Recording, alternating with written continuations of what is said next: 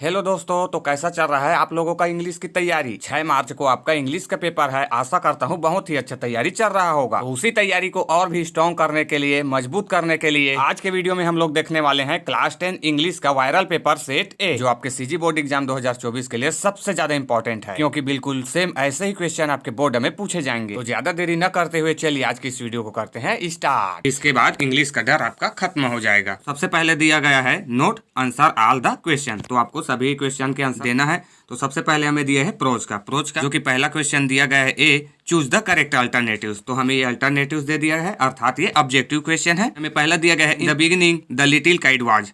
तो शुरुआत में लिटिल काइट कैसा था?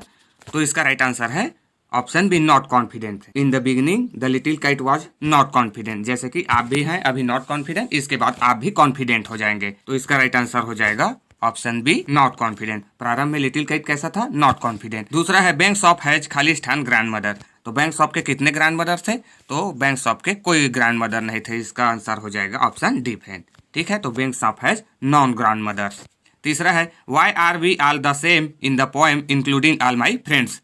तो इंक्लूडिंग ऑल माई फ्रेंड्स के अनुसार हम सभी के सभी कैसे समान हैं? तो इसका राइट आंसर हो जाएगा ह्यूमन होने के नाते, अर्थात मानव होने के नाते, मनुष्य होने के नाते। तो इसका राइट आंसर हो जाएगा option C, we all are human beings. Next question है in poem about me I have खालिस्तान नेम्स। तो अबाउट मी के पोएम में कवि के कितने नाम है? तो इसका राइट आंसर है ऑप्शन बी, 2 नेम्स है। In the poem about me I have 2 names. पांचवा है what place does zumba imagine. तो सुम्बा कैसे प्लेस को इमेजिन करता है? तो इसका राइट आंसर है एडवेंचरस। सुम्बा कैसे प्लेस को इमेजिन करता है? एडवेंचरस। तो इसका राइट आंसर हो जाएगा ऑप्शन बी। फिर हमारा पहले का क्वेश्चन बी दिया गया है fill in the blanks using correct alternatives. तो यहाँ पे भी फ्रेंड्स हमें कुछ अल्टरनेटिव्स दिया गया है जिसको हमें ब्लैंक्स को फिल करना है। तो हमें पहला दिया गया है first, Sanskrit is blanks difficult language. तो यहाँ पे हमें दिया गया है अल्टरनेटिव्स ए एन द। तो यहाँ पे क्या आ जाएगा फ्रेंड? तो यहाँ पे आ जाएगा ए। ये आर्टिकल का क्वेश्चन है और आपको अपने बोर्ड में आर्टिकल का एक क्वेश्चन देखने को ही मिलेगा। आर्टिकल का एक क्वेश्चन आएगा ही आएगा आपके बोर्ड एग्जाम में। तो Sanskrit is a difficult language. तो यहाँ पे ए आ जाएगा friend, Sanskrit is a difficult language आएगा ए। ठीक है, Sanskrit is a difficult language. Next देखते हैं, दूसरा दिया है दे डोंट नो हर। तो इसमें हमें दिया गया add a question tag from the given choices. तो हमें यहाँ पे क्वेश्चन टैग दिया है do they, don't they, does they. तो यहाँ से फ्रेंड्स आपको एक क्वेश्चन तो डेफिनेटली क्वेश्चन टैग का देखने को मिलेगा। तो क्वेश्चन टैग बहुत भी आसान होता है, बहुत ही सिंपल होता है। तो इसको बनाने के लिए आप सिर्फ सेंटेंस को देखिए। तो हमें देखिए क्या दिया गया है, दे डोंट नो हर। सेंटेंस कैसा है? निगेटिव सेंटेंस है। तो जो अगर सेंटेंस निगेटिव है तो उसका क्वेश्चन टैग पॉजिटिव होगा। ठीक है, हमेशा याद रखना, अगर दिया गया सेंटेंस निगेटिव है यानी कि नॉट लगा है तो उसके क्वेश्चन टैग में नॉट नहीं लगा रहेगा। और अगर दिया गया सेंटेंस में नॉट नहीं लगा है यानी कि वो पॉजिटिव है तो उसका क्वेश्चन टैग क्या हो जाएगा? उसका क्वेश्चन टैग निगेटिव हो जाएगा, यानी कि जस्ट उल्टा।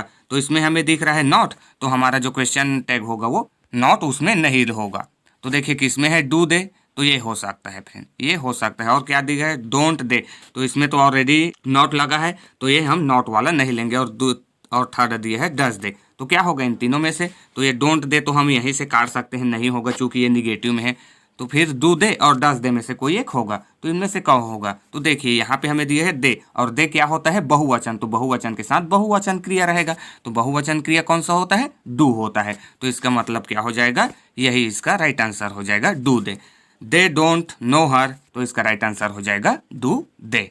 नेक्स्ट क्वेश्चन है तीसरा, is there blanks new student in the class. Is there blanks new student in the class. तो इसमें हमें यूज करना है एनी, सम, मच। तो क्या आएगा? तो यहाँ पे आ जाएगा तीसरे में एनी। चूंकि दिया गया सेंटेंस इंट्रोगेटिव है, प्रश्नवाचक है, तो प्रश्नवाचक में हमेशा एनी का यूज होता है। ठीक है, किसका यूज होता है? एनी का। दिया गया सेंटेंस कैसा है? प्रश्नवाचक है। क्या होगा इसका हिंदी में मीनिंग? क्या क्लास में कोई नया विद्यार्थी है? तो ये एनी का मतलब होता है कोई। तो यहाँ पे आ जाएगा is there any new student in the class. Is there any new student in the class. Next है Abdul reaches home blanks 6 PM every day. तो इसमें हमें अल्टरनेटिव दिया गया है 8 ऑन इन। तो हमेशा समय के लिए 8 यूज होता है फ्रेंड। तो इसमें क्या आ जाएगा? Abdul reaches home at 6 PM every day. Abdul रोज 6 बजे घर पहुंचता है। ठीक है, तो Abdul reaches home at 6 PM every day. Next है पांचवा, blanks the speech ended he went him. तो इसका राइट आंसर हो जाएगा वेन। इसमें क्या आ जाएगा? वेन द स्पीच इंडेड, जब भाषण समाप्त हुआ, ही वेंट हिम। तो इसका राइट आंसर हो जाएगा when friend, when the speech ended, जब भाषण समाप्त हुआ, ही वेंट हिम, वह उसके पास गया। ठीक है, तो ये हो गया फिलिंग द ब्लैंक्स। अब आइए हम लोग मैच कॉलम्स देखते हैं, जो कि सी में दिए गए हैं मैच कॉलम्स। कॉलम ए को कॉलम बी से हमें मैच करना है। तो कॉलम ए में हमें पहला दिया है she lived in Goa. She lived in Goa, वह गोवा में रहती थी। तो इसका राइट आंसर हो जाएगा before she shifted to Delhi. पहले का, दिल्ली से शिफ्ट होने से पहले गोवा में रहती थी। तो क्या हो जाएगा? She lived in Goa before she shifted to Delhi. वह दिल्ली से शिफ्ट होने से पहले गोवा में रहती थी। दूसरा है we arrived late for the show. हम लोग शो में देरी से पहुंचे। क्यों पहुंचे? Because my friend had gone to visit his uncle. क्योंकि मेरा दोस्त अपने चाचा को देखने गया था। तो इसका राइट आंसर हो जाएगा, तो we arrived late for the show because my friend had gone to visit his uncle. तो ये इसका आंसर हो जाएगा। तीसरा है the grass was yellow. The grass was yellow, grass यानी कि घास पीला था। क्यों पीला था? As it not rained at all, चूंकि वर्षा नहीं हुआ था। तो इसका आंसर हो जाएगा फर्स्ट फ्रेंड। फिर उसी प्रकार चौथा है we had not eaten anything. हम लोग कुछ नहीं खाए थे। So we went to a restaurant, तो हम रेस्टोरेंट गए। तो बहुत सिंपल दिया रहता है ये, इस तरीके से आपको बस थोड़ा सा ध्यान देना है। ठीक है ना, फिर आपसे सभी के सभी क्वेश्चन हल होंगे। ठीक है, तो we had not eaten anything, so we went to a restaurant, तो हम रेस्टोरेंट गए। फिर पांचवा है Karan had not studied for test. तो इसका राइट आंसर हो जाएगा सो ही वाज वॉरियस। तो ये होगा एक नंबर वाले सारे क्वेश्चन। अब आइए मोस्ट इंपोर्टेंट लॉन्ग क्वेश्चनों को देखते हैं। तो नोट करके हमें दिया गया question number 2 to 6 are based on the following passage. तो 2 से 6 क्वेश्चन इस पैसेज के ऊपर डिपेंड। आपको अंतिम पैसेज और सिंक पैसेज तो क्वेश्चन आएगा ही आएगा। तो ये भी बहुत सिंपल होता है, इसको बस आपको ध्यान से पढ़ना है और नीचे दिए गए क्वेश्चन आपको आंसर देना है। ठीक है, नीचे दिए गए क्वेश्चनों के आपको आंसर देना है, जो कि 2 से 6 दिया गया है। तो आपको इस पैसेज को अच्छे से पढ़ लेना है और नीचे दिए गए प्रश्नों के उत्तर देना है। ठीक है, हम आगे बढ़ते हैं। यहाँ पे फिर हमें नोट करके दिया है answer the following question number 7 to 10 in 2 or 3 sentence each. तो फ्रेंड्स ये हमें कुछ क्वेश्चन दिए गए हैं जिनका उत्तर हमें 2 से 3 सेंटेंस में देना है, जो कि दिया गया है। 7वां question, how did the girl justify her presence in auditorium. How did the girl justify her presence in auditorium. लड़की ने ऑडिटोरियम में अपनी उपस्थिति को उचित क्यों ठहराया, जो कि मोस्ट इंपॉर्टेंट क्वेश्चन है फ्रेंड, इसको आपको तैयार करके ही जाना है। 8वां क्वेश्चन है why did Akash decided to settle down in India. Akash ने भारत में सेटल होने का निर्णय क्यों लिया। What does it show about his character. यह उसके चरित्र के बारे में क्या दिखाता है, जो कि मोस्ट इंपॉर्टेंट क्वेश्चन है फ्रेंड, इसको भी आपको तैयार करके ही जाना है। 9वां क्वेश्चन है what was the mood off the head master when he enter the class. ये भी मोस्ट इंपॉर्टेंट क्वेश्चन है, इसको भी आपको तैयार करके जाना है कि हेड मास्टर का मूड कैसा था जब उन्होंने क्लास में प्रवेश किया। 10वां क्वेश्चन है to whom is Ibn Battuta's narrating his journeys, जो कि मोस्ट इंपॉर्टेंट क्वेश्चन है फ्रेंड। ऐसे ऐसे क्वेश्चनों को आपको तैयार करके ही जाना है। फिर प्रश्न 11 है you are Sumit Gupta studying in government multipurpose higher secondary school Bilaspur, write an application to the principal of your school to issue you a transfer certificate, जो कि मोस्ट इंपॉर्टेंट क्वेश्चन है ट्रांसफर सर्टिफिकेट के बारे में। तो आपको ट्रांसफर सर्टिफिकेट का एक लेटर आपको याद करके ही जाना है, जो कि हर साल लगभग पूछा जा रहा है। ठीक है ना, तो ये ट्रांसफर वाले, और एक और याद रख लेना आंसर सीट का द्वितीय प्रति वाला डुप्लीकेट मार्कशीट के बारे में। ठीक है, ये दोनों मोस्ट इंपॉर्टेंट है।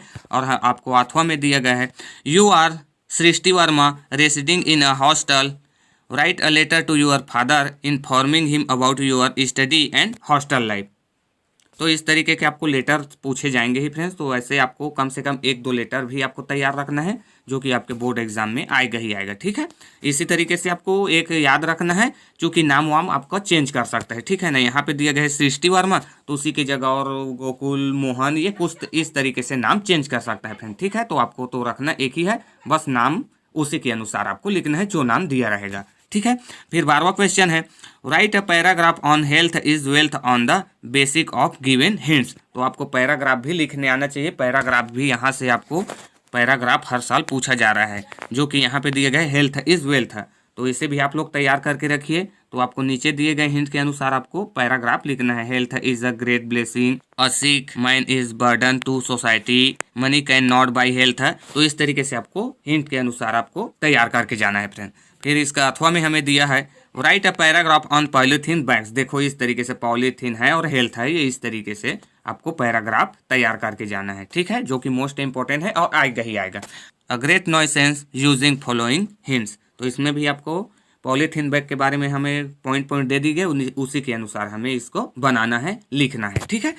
प्रश्न 13 दिया है you are cultural secretary of your school, write a notice for board inviting names of the student interested to participate in the programme such as dances, plays, songs and ETC। तो ये भी आपको letter तैयार करके ही जाना है friend, जो कि मोस्ट इंपॉर्टेंट है, ठीक है। इस तरीके से आपको लेटर पूछेगा ही पूछेगा। फिर अथवा में हमें दिया है write a notice for school notice board student about quiz competition to be held on 19 August at your school. 19 अगस्त को जो आपके कंपटीशन हुआ उसके बारे में आपको बताना है। प्रश्न 14 दिया है read the following poem carefully and answer the given question any 5।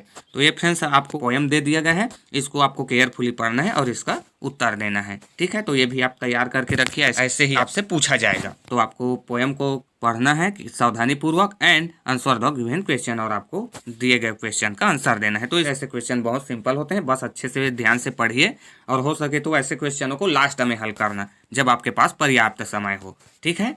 पहले ही इसमें मत लग जाना, पहले आप जानते हैं उसी को पहले हल कीजिए, फिर इसको अच्छे से लास्ट में बनाइए। फिर हमें 15 नंबर का क्वेश्चन दिया गया है डू एज डायरेक्टेड एनी 5। आइए इसे भी हम लोग बनाकर देखते हैं। तो डू एज डायरेक्टेड भी आपको दिया जाएगा। तो डू एज डायरेक्टेड में हमें पहला दिया गया है I do my work in time, I do my work in time change into interrogative. तो हमें इसको इंट्रोगेटिव में चेंज करना है, अर्थात प्रश्नवाचक बनाना है। तो प्रश्नवाचक बनाने के लिए हम क्या करेंगे, इसका जो सहायक क्रिया है, तो सहायक क्रिया इसमें हमें क्या दिख रहा है डू, उसको हम पहले ले आते हैं, पहले लिख लेंगे। तो क्या हो जाएगा do I do my work in time. तो यहाँ पे ध्यान रखना ये डू बाहर में भी होगा है, तो क्या हो जाएगा इसका इंट्रोगेटिव डू पहले लिखा जाएगा, डू आई फिर do my work in time, क्या मैं अपना काम समय पर करता हूं, ऐसा हो जाएगा इसका इंट्रोगेटिव प्रश्नवाचक, ठीक है।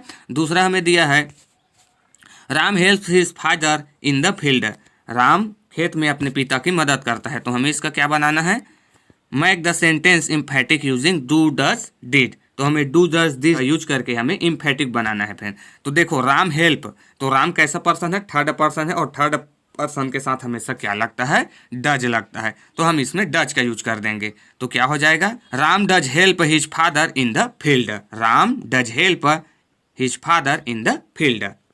फिर तीसरा है you will work hard add a question tag. तो यहाँ पे भी देखो फ्रेंड्स हमें क्वेश्चन टैग उसमें भी देखते हैं और इसमें भी, यहाँ पे हमें इसे सकारात्मक में दिया और उसमें नकारात्मक में, दोनों कंफ्यूजन आपको यहाँ से क्वेश्चन टैग अब आपसे बनेगा ही बनेगा। तो देखो हमें इसमें क्वेश्चन टैग में क्या दिया गया है यू विल वर्क हार्ड, जो कि कैसा सेंटेंस है, जो कि सकारात्मक में है, तो इसका क्वेश्चन टैग क्या होगा नकारात्मक में होगा। तो क्या हो जाएगा क्वेश्चन टैग इसका विल नॉट यू। बस फ्रेंड देखो यू विल दिया गया है, तो हम लास्ट में क्या लिख लेंगे, पहले लिख लेंगे यू विल वर्क हार्डर, फिर क्या हो जाएगा विल नॉट यू, या फिर आप लिख सकते हैं वॉन्ट यू, ठीक है। क्या हो जाएगा वॉन्ट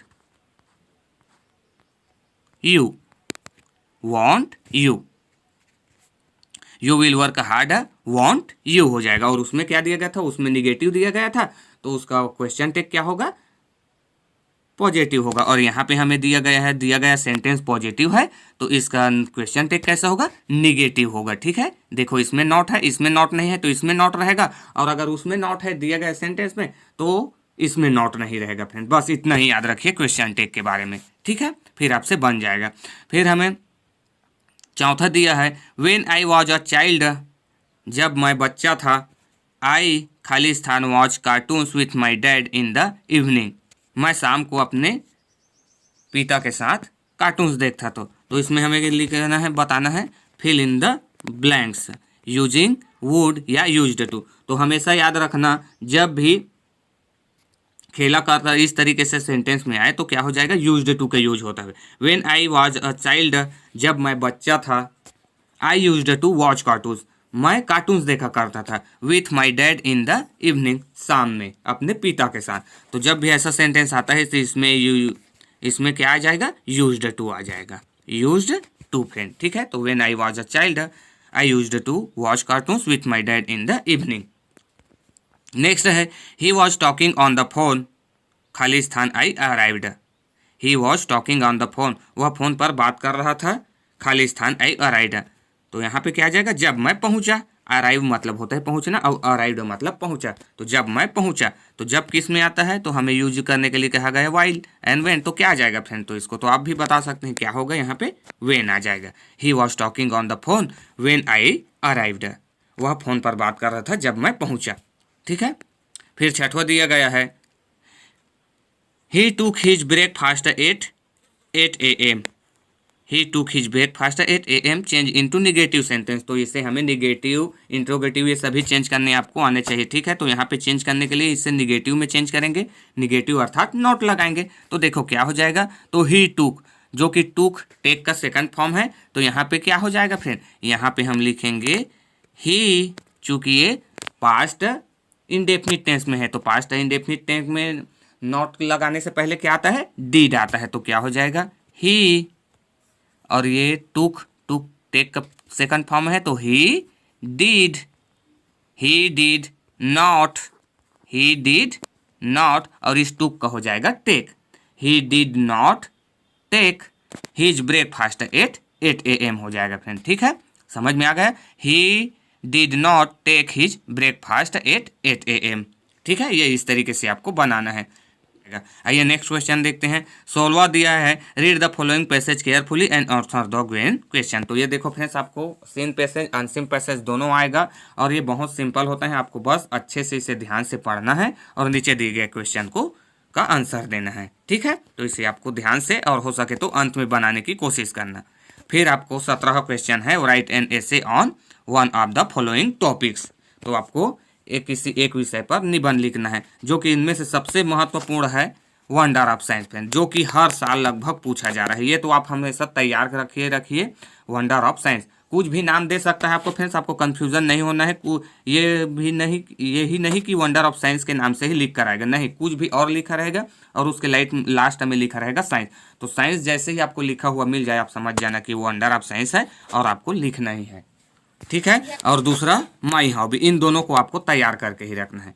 पहला है वंडर ऑफ साइंस और दूसरा माई हॉबी और तीसरा है इंडियन फेस्टिवल। ठीक है, तो इन तीनों में से किन्हीं दो को आपको तैयार करके ही रखना है, ठीक है। तो ये हो गया फ्रेंड्स, इस तरीके से आपको मोस्ट इंपॉर्टेंट पूरा पता चल गया कि अब आपका इंग्लिश का डर खत्म हो गया होगा। तो इस तरीके से हल करना है फ्रेंड्स, मैंने आपको सारा चीज बता दिया। तो आज के वीडियो में बस इतना ही फ्रेंड्स। अगर वीडियो आपको अच्छा लगा हो तो वीडियो को लाइक और अपने दोस्तों में भी शेयर करें, और नए हो तो चैनल को सब्सक्राइब करके बेल आइकन को प्रेस कर ले फ्रेंड्स। तो मिलते हैं नेक्स्ट के वीडियो में, तब तक के लिए जय हिंद, जय भारत, जय Chhattisgarh and thanks for watching.